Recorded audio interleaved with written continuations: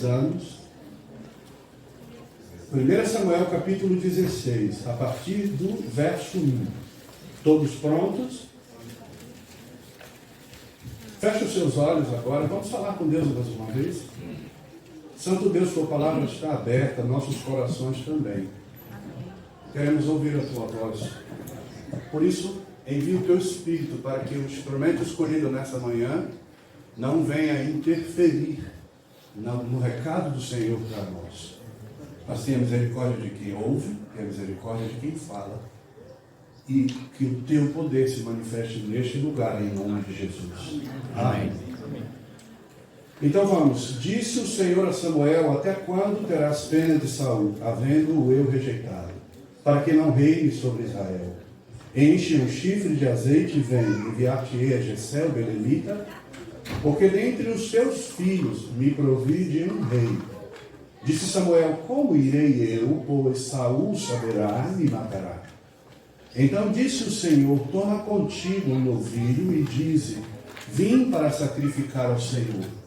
Convidarás Jessé para o sacrifício e te mostrarei o que hás de fazer. Ungir-me-ás a quem eu te designar. Fez, pois, Samuel o que dissera o Senhor e veio a Belém. Saíram-lhe ao encontro os anciãos da cidade, tremendo, e perguntaram: é de paz a tua vinda? Respondeu ele: é de paz. Vim sacrificar ao Senhor. Santificai-vos e vinde comigo ao sacrifício. Santificou ele a Jessé e os seus filhos e os convidou para o sacrifício. Verso 6. Sucedeu que, entrando eles, viu a Eliabe e disse consigo: certamente está perante o Senhor o seu ungido. Porém o Senhor disse a Samuel: não atentes para a sua aparência, nem para a sua altura, porque eu rejeitei. Porque o Senhor não vê como vê o homem vê o exterior, porém o Senhor o coração. Então chamou Jessé a Abinadab e o fez passar diante de Samuel, o qual disse: nem a este escolheu o Senhor. Então Jessé fez passar a Samá, porém Samuel disse: tampouco a este escolheu o Senhor. Assim fez passar Jessé os seus 7 filhos diante de Samuel. Porém Samuel disse a Jessé: o Senhor não escolheu este. Perguntou Samuel a Jessé: acabaram-se os teus filhos? E ele respondeu: ainda falta o mais moço, que está apacentando as ovelhas. Disse, pois, Samuel a Jessé: manda chamá-lo, pois não nos assentaremos à mesa sem que ele venha. Então mandou chamá-lo e fê-lo entrar. Era ruivo e de belos olhos e boa aparência. Disse o Senhor: levanta-te e unge-o, pois este é ele. Tomou Samuel o chifre do azeite e o ungiu no meio de seus irmãos. E daquele dia em diante, o Espírito do Senhor se apossou de Davi. Então Samuel se levantou e foi para Ramá. Amém. Louvado seja Deus. Amém. Pelo modo como Deus opera, pelo modo como Deus age. Isaías, querido, bonitão, solta para mim aquele primeiro vídeo que a gente tinha combinado, só para preparar o coração da gente, para avançarmos nessa nossa jornada pela palavra do Senhor. A história de Davi. Davi escolheu ao Senhor. E quando o Senhor procurou entre os homens daquela região, após haver rejeitado Saul, um homem segundo o seu coração, ele encontrou isso num jovem pastor de ovelhas. Alguém que já estava acostumado a viver na presença do Senhor. Alguém que compartilhava os seus dias com o Senhor. Alguém que entendeu muito cedo, por influência dos pais, ou não, provavelmente sim, a andar com o Senhor, a compartilhar sua vida com o Senhor. E quando nós consideramos essa história do capítulo 16, tem uma porção de coisas que a gente poderia enveredar e, quem sabe, fazer uma vigília, mas eu queria me deter sobre a vida de Davi. A gente tem aqui a importância de Samuel, quando chega naquela cidade, a reverência que as pessoas fazem em nome de Deus que chegou naquele lugar. A gente tem a ação do Espírito Santo sobre Samuel, mostrando que Deus não vê como vê o homem, Deus vê muito além da casca, Deus vê o coração. Vocês já pensaram se tivesse, sei lá, um zíper, alguma coisa que você abrisse e pudesse sondar o coração de alguém, os pensamentos de outra pessoa? Graças a Deus isso não é possível. Mas nós nos arvoramos a julgar. Nós nos atrevemos a rotular as pessoas pela sua aparência. E sabe o que é melhor de tudo? A gente sempre quebra a cara. Deus é tremendo. Deus continua sendo o Deus que escolheu o filho esquecido de Jessé. Ele continua escolhendo aqueles que aos olhos humanos são improváveis. Ele continua escolhendo aqueles que a maioria de nós não escolheria nem para levar o recado. Deus continua escolhendo os humildes, os simples, os que dão acesso à ação do Espírito Santo na sua vida. Os que não têm uma aparência de ostentação. Não estou dizendo com isso que alguém que seja, por exemplo, bonito como eu, alguém que tenha essa beleza estonteante, não possa ser escolhido pelo Senhor. Porque Deus não trabalha com a aparência. Deus trabalha com o coração. Ele sabe o que vai no fundo da nossa alma. E o que me chama a atenção é a resposta de Jessé. Depois que Samuel se encantou com todos, 7. A Bíblia não fala da mãe deles, mas evidentemente ela estava por lá. E quando o profeta pergunta, são esses os seus filhos? Tem mais algum? E aí eu vejo Jessé sem graça. Não consigo ver de outro jeito, não. Ainda, quer dizer, tem um, mas não é gente, é o mais novo. Então não conta. Alguns estudiosos dizem que naquela época Davi tinha cerca de 20 anos.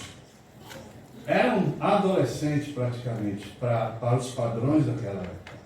Mas já tinha responsabilidade suficiente para tomar conta do pequeno rebanho de seu pai. Mas no momento de escolher um entre os seus filhos, o privilégio de saber que Deus havia se agradado de um entre os 8, Jessé trabalhou com a lógica humana. E na lógica humana, o mais novo não contava. Sobretudo o primogênito, que naquela época e naquela região tinha grande responsabilidade. Sobre o primogênito recaía a responsabilidade de tocar a herança, de substituir o pai, de representar o clã, a família. Mas Deus não trabalha com lógica humana. Deus não vê como vê o homem. Deus vê o coração. E o homem, segundo o seu coração, que Deus precisava e procurava, estava no pasto, cuidando do rebanho de seu pai. E a frase de Jessé me chama a atenção, a resposta: ainda falta o mais moço. E eu queria demorar um pouquinho aqui. Demorar é um modo de dizer, porque já são 6 minutos para o meio-dia. Eu tenho até meio-dia e 15. Eu posso contar com a paciência de vocês? Até meio-dia e 15. O que me chama a atenção é que nós ainda estamos cometendo esse erro de Jessé, quando o assunto são os pequenos. Há um ditado distorcido no Brasil, né? Quem pariu Mateus que balance. O ditado não é esse. Ele originalmente é quem pariu os seus que balance. Aí virou Mateus. Não muda o sentido. Mas você que não tem filhos, ou acha que não tem, você já os tem. Na figura das crianças e adolescentes dessa igreja. Eles também são um problema seu. E a frase: essa criança tem pai? Essa criança tem mãe? Tem. Você faz parte do processo de educação das crianças da casa do Senhor. Para orientar, para ser cooperador com os pais. Não para ser o crítico que vai ficar apontando os erros. Sobretudo, para agir com respeito. E quando uma igreja se dispõe a organizar um clube de desbravadores ou de aventureiros, ela está dando um sinal para a sociedade de que aqui nesse lugar nós nos preocupamos com os mais moços, com os menores, com os pequenos. Eu sei que hoje a festa é para o clube de desbravadores, mas eu preciso falar com os adultos. E peço licença aos desbravadores. Você está linda, viu? Uau! Desbravadora modelo. Cuidado com o que você fala para uma criança. Cuidado com o que você fala para um adolescente. Muita gente pensa assim, menino, cachorro e tamanco, é tudo debaixo do banco. Se eu falar, ele nem vai sentir. Vai esquecer daqui a pouco. E aí fala impropérios absurdos. Eu lembro que na minha infância tinha uma garota, uma das minhas melhores amigas, assim, que eu era, como diz no Nordeste, um desordeiro. Minha vida era na rua. Eu saía, quando voltava da escola, ninguém me achava, só o Espírito Santo. E o grito da minha mãe, com a sola na mão. Isso já às 10 horas da noite. E aí eu tinha esses amigos, e uma das melhores amigas que topava tudo era a Railda. Eu lembro da minha mãe me chamando pelo apelido. Primeiro grito, apelido. Segundo grito, um apelido maior. Se chegasse no terceiro, já era o nome completo. E Railda não. Railda, a mãe dela gritava, Railda desgraçada. Railda não tinha nem 1 metro de altura. Era uma palavra pesada demais para se jogar em cima de uma criança. Mas Railda ia de cabeça baixa e envergonhada no meio dos amigos. E pense num bicho cruel, menino. Tem 2 criaturas que, quando querem ser cruéis, são cruéis com força. É menino e crente. E alguns nem chamavam mais Railda de Railda, chamavam de desgraçada. Misericórdia. Pela misericórdia de Deus, Railda cresceu e se tornou uma mãe de família diferente. Amém. A Adina é minha amiga de Aracaju, falou comigo ontem à noite. Melhor, hoje de manhã cedo ela já estava falando comigo pelo WhatsApp. E ela ainda usa algumas frases que ela ouviu na infância. Ontem ela disse para mim, você está nos Estados Unidos? Isso não é para mim não. Eu nasci para ficar com a cara enterrada aqui. Ela ainda tem no seu comportamento algum resquício da infância. E a infância de Adina foi, tu é tão feia, tão feia, tão feia, que tu não vai no leite que sua mãe gastou contigo. Mas ela reagiu. Hoje ela é mestre em pedagogia. Amém. Deus seja louvado. Casada com um homem maravilhoso, tem 2 filhos e serve a igreja de Deus. Amém. Mas alguns não conseguem. Djalma se tornou alcoólatra. Djalma cresceu no lar adventista, frequentando a escola adventista, e na escola adventista os seus amigos o apelidaram de Djalma Bocão. Para alguns, me chamavam de girafa o tempo inteiro na infância, entrava por aqui, saía por aqui. Mas para Djalma aquilo era terrível. E Djalma desapareceu. Mas pela misericórdia de Deus, Djalma voltou para os braços do Senhor. Amém. E a irmã dele me contou. Está lutando contra o vício do alcoolismo. E o meu cunhado, que foi colega contemporâneo de Djalma, ligou para ele para dar os parabéns. Cara, estou feliz que você voltou para a igreja. Ele disse, não, graças a você. Porque por causa de pessoas como você, eu abandonei a igreja. Que me machucaram a minha infância e a minha adolescência inteira. Cuidado. Se a sua brincadeira fere, não é brincadeira. é crueldade. Cuidado como você lida com as crianças da igreja. Colocando rótulos pesados demais, eles não podem suportar. E eu lhe digo, essa coisa de que entra por aqui, sai por aqui, não funciona assim. A minha infância inteira eu tinha vergonha de falar. O meu pai era o primeiro que criticava a minha voz. E quando eu estava em casa falando, meu pai dizia: manda esse menino calar a boca, que a voz desse menino me irrita. Mas ele me amava, eu não tenho dúvida disso.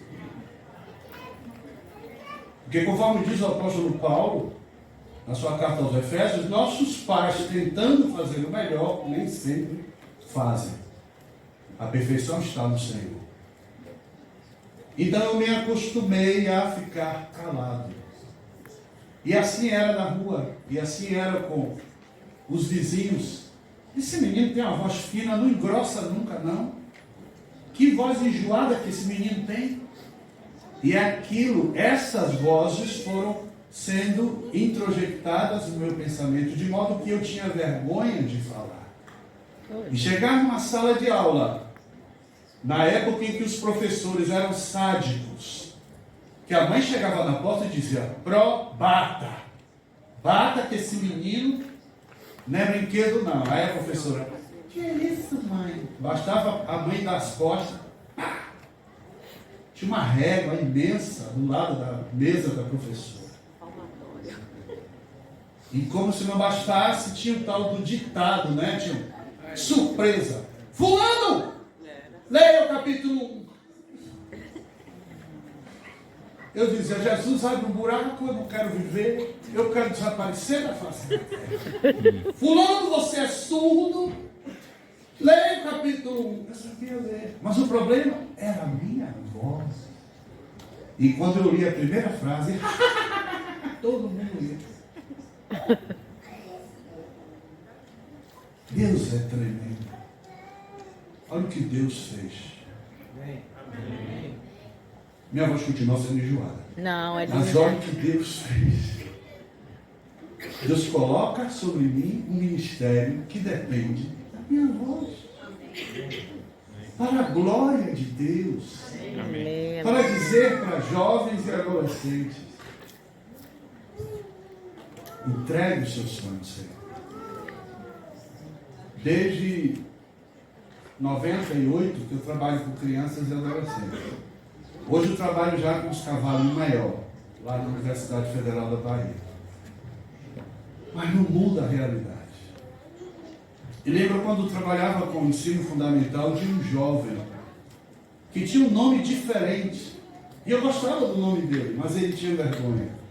Porque o nome dele, a aparência dele, era motivo de zombaria. Zanister. Nome único. Impossível de esquecer. Zanister se tornou um adolescente violento. Ele estava fazendo o 3º ano do ensino fundamental pela 4ª vez. E o pai disse: se não for aprovado, vai vender picolé nas ruas de Salvador, sendo que o pai dele é um funcionário da Petrobras. E Zanister, eu comecei a perceber que ele tinha um padrão de comportamento. Ele agredia as professoras, nunca os professores. Quando eu chegava na escola, ele grudava na minha perna. E eu fui percebendo isso, ele se relacionava bem com o diretor. E um dia eu fui conversar com a orientadora e ela disse: olha, aqui a mãe dele não fala com ele. Ela teve uma gravidez interrompida e ela atribui a ele o fato de ter tido esse aborto, porque ela tem muita dor de cabeça com ele. E sabe, irmãos, era comum esses pais chegarem na escola e saírem arrastando o Zanister pelo braço e espancando ele na frente dos colegas. Eu fiquei 2 anos nessa escola, perdi contato com todo mundo, e alguns anos, uns 10 anos se passaram, eu fui assistindo um desfile cívico em Salvador, que na Bahia tem umas coisas diferentes, né? A independência do Brasil é 7 de setembro, mas a Bahia não se conforma não, a Bahia comemora 2 de julho, de 1823, porque Dom Pedro proclamou, mas os portugueses não foram embora. Ficaram um ano dando dor de cabeça lá na Bahia, e no 4 de julho foram banidos, ou no 2 de julho. Então, nesse desfile, vinha um bando de jovens tocando tambor, e eu estava fotografando o evento. Mas sabe quando você bate o olho em alguém e você diz, eu sei que eu conheço essa pessoa de algum lugar. E esse bando de jovens passou e os meus olhos grudaram no olhar daquele jovem que estava no meio daquele grupo, e ele passou olhando para mim. Depois que o grupo sumiu, eu lembrei. Era os Anderson. E o pai cumpriu a promessa. O pai colocou ele para vender picolé na rua. Uma frase me impactou muito. Um dia, conversando com ele no pátio da escola, ele disse, professor, minha mãe me disse que quando eu tiver 18 anos, ela vai me visitar na penitenciária. Parece, esse cara está inventando isso tudo aí na frente. Quem dera. São impropérios, são absurdos, são coisas cruéis, que fazem e dizem para uma criança e que vão direcionar o futuro daquela criança. Se não houver um ato redentivo de salvação na vida dessa criança, seja por meio da educação, seja por meio familiar, a igreja cumpre um grande papel nessa hora. Para muitos, a impressão que eles vão ter de Deus como Pai é aqui no clube de desbravadores, é aqui na igreja de Deus. Então, quando Jessé olha para Samuel e diz, ainda tem mais moço, ele quase completa a frase, mas não perca tempo, porque não vai ser ele. E foi. E a palavra de Deus, ela é muito enfática, quando ela diz aqui, no verso 12, do capítulo 16 de 1 Samuel, então mandou chamá-lo e fê-lo entrar. Ele era ruivo, de belos olhos e boa aparência. Disse o Senhor, levanta-te e unge-o, pois este é ele. O verso 13 me emociona. Tomou Samuel o chifre do azeite e o ungiu no meio de seus irmãos. Ali estava o mais bonito, o mais forte, o mais velho, o primogênito, o mais inteligente, o mais isso, o mais aquilo, mas o mais moço, o menor, dentre os mais, foi ungido pelo Senhor. Amém. E ele completa. E daquele dia em diante, o Espírito do Senhor se apossou de Davi. Louvado seja o nome de Deus. Davi já era rei, quando foi chamado para frequentar a corte e tocar a harpa para acalmar o rei que, possuído por um espírito maligno, ficava angustiado e não tinha paz. E Davi, que já sabia ser ungido para ser o novo rei, manteve-se fiel, súdito fiel de Saulo. São coisinhas que a gente percebe no comportamento de Davi que nos chamam a atenção. Davi não deixou de ser um filho obediente porque foi ungido rei. O pai disse a ele, vai e leva mantimentos para seus irmãos lá na guerra, que o povo de Israel estava batalhando contra os filisteus. E Davi foi, como filho obediente, levar o mantimento. E quando chegou lá, encontrou um gigante. Ontem eu estava fuçando, eu tenho essa mania, e há uma controvérsia entre os estudiosos, mas o pessoal diz o seguinte, e nisso eles concordam, um côvado equivale a 45 centímetros. A Bíblia diz aqui, e quando Davi chegou lá, então saiu do arraial dos filisteus um homem guerreiro, cujo nome era Golias, de Gate, da altura de 6 côvados e 1 palmo. Pelas contas aqui, alguns dizem que um côvado é 45 centímetros, outros dizem que é 52. A altura de Golias variava entre 2,92 metros, né, numa medida brasileira, e 3,30 metros. Imagine um elemento com 2,92 metros perto de você. E fala da roupa dele, né? Aqui diz que trazia na cabeça um capacete de bronze e vestia uma couraça de escamas, cujo peso era de 5.000 ciclos de bronze. Um ciclo, 11 gramas. Fazendo a conta, só a couraça, 55 quilos de bronze no corpo desse homem. Diz mais, a haste da sua lança era como eixo de tecelão, e a ponta da sua lança de 6 ciclos de ferro. E diante dele o escudeiro. A ponta da lança, 8 quilos. Por que eu estou falando isso? Só para chegar no ponto que nós começamos. Davi andava com Deus. E quando aquele homem começou a praguejar, Davi não se conformava com aquilo. Como é que esse incircunciso desafia o exército de Deus desse modo? Davi já havia tomado posse da promessa feita a Abraão, de que Deus faria dele uma grande nação. Então, quando Davi fica indignado, era em nome do Senhor Jesus. Como é que o exército do Senhor vai se render a um incircunciso desse? E quando o irmão mais velho, Eliabe, vê Davi conversando com um e com o outro, ainda tenta humilhá-lo.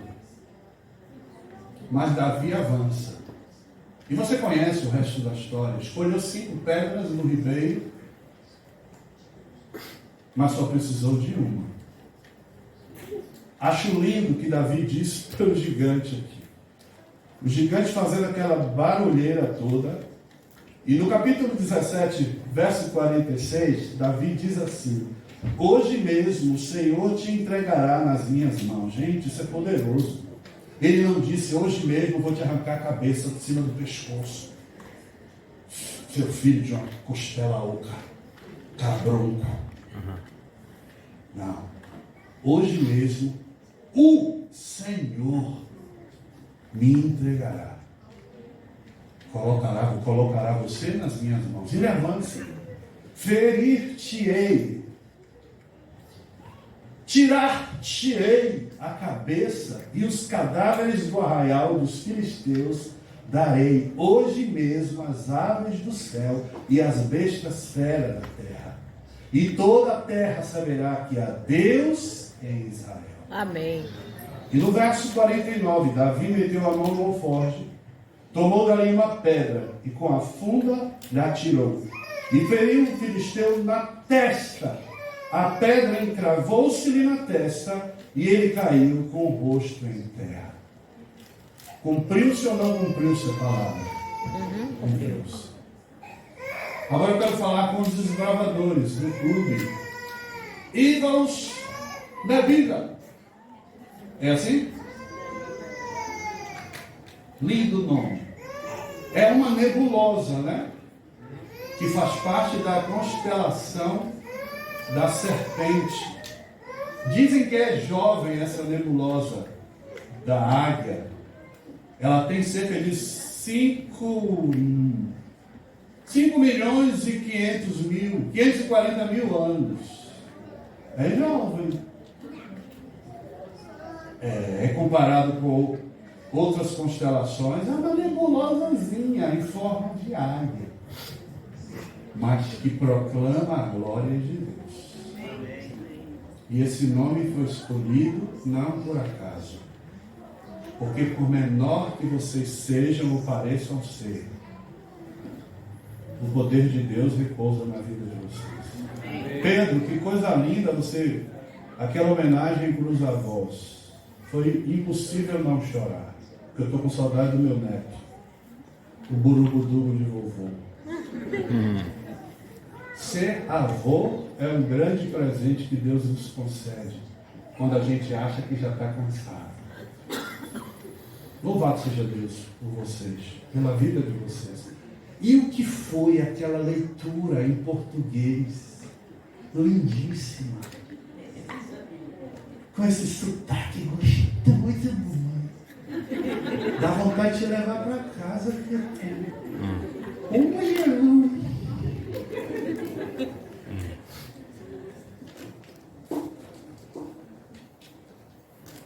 Davi foi escolhido por Deus, mas ele já tinha escolhido o Senhor. Amém. Para ser o Deus da sua vida. Amém. Esse é o conselho da palavra. Escolha o Deus. E vocês vão ver as grandes coisas que Deus vai fazer em vocês e através de vocês. Amém? Amém. A gente chega ao fim. E agora eu tenho um apelo para toda a igreja.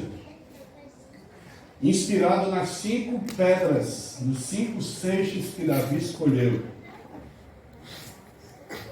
A história de Davi nos inspira a renovar a entrega da nossa vida ao Senhor e a buscar confiar nele, porque a vitória é do Senhor e daqueles que nele confiam e esperam. Davi entendeu isso. E como Davi, nós vamos escolher aqui 5 pedrinhas. A primeira pedra: eu preciso ser fiel nas pequenas coisas. Davi foi fiel nas pequenas coisas e Deus o colocou para ser o maior rei que Israel já viu. Muitos falam de Salomão, mas Salomão não alcançou o privilégio de ser considerado um homem segundo o coração de Deus. Segunda pedra: eu preciso aprender a servir para reinar. Amém. Ser humilde, estar disposto. Sabe, meninos, ver vocês participando aqui na frente é maravilhoso. Vocês estão sendo preparados aqui dentro para fazer a diferença lá fora. Nunca digam não. Toda vez que alguém chamar vocês para fazer alguma coisa, aceitem. Quando eu cheguei na universidade para fazer um curso de arquitetura, todo mundo queria fazer parte da minha equipe. Eu era o mais pobre naquela faculdade, cheia de gente rica. Mas o povo queria, não, nasce da minha equipe. Por quê? Porque eu conseguia, pela graça de Deus, falar em público. Onde eu aprendi isso? Na igreja. No clube de desbravadores. Passando uma lição, passando a carta missionária. Aqui vocês estão sendo preparados para fazer a diferença lá fora. Acreditem, um dia vocês vão lembrar disso que eu estou falando. Terceira pedra: eu preciso crescer sempre. Primeiro, exercitando os dons que Deus me deu.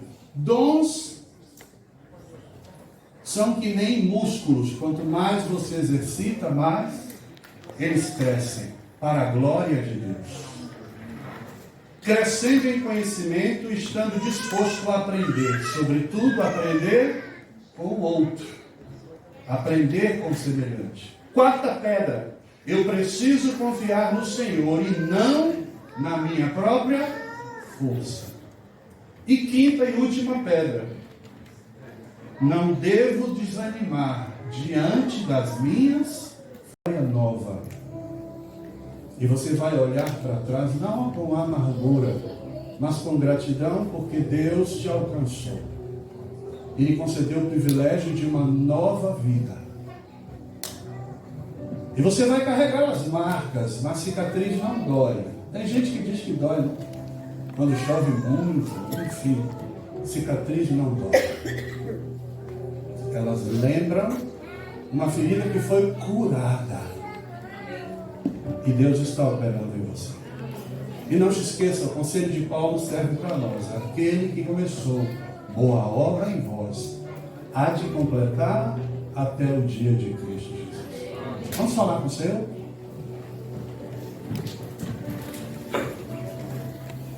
Santo Deus, Santo Pai, glorificado seja o teu nome pelo Deus que tu és, muito mais pelo que tu tens feito.